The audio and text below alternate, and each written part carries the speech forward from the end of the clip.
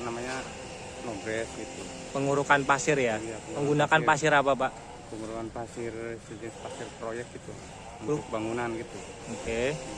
Tujuannya Pak? Tujuannya untuk perataan lapangan dan untuk pertumbuhan rumput biar enggak akarnya biar cepat ini. Oh, muncul ya? Iya, akarnya biar. Sudah dimulai sejak kapan Pak? Udah hari Rabu. Rencana sampai hari apa? Rencananya hari Minggu. Hari Minggu pekan ini ya? Iya. Oke, setelah ini nanti proses selanjutnya?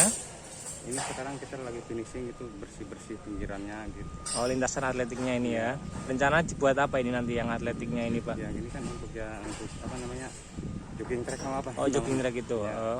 yang pinggiran ini. Oh gitu ya. Terus setelah itu nanti sudah selesai atau apa? Sudah itu selesai, tinggal ada yang nunggu mengurus rumputnya itu sejenis perawatan. Oh, tinggal perawatan rumputnya saja. Kalau area-area yang lain ini apa, pengecatan atau apa Pak? Kalau yang lainnya pengecetan, terus renovasi yang sejenis ini apa?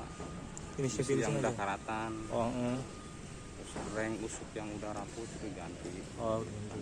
Oke. Oke, siap.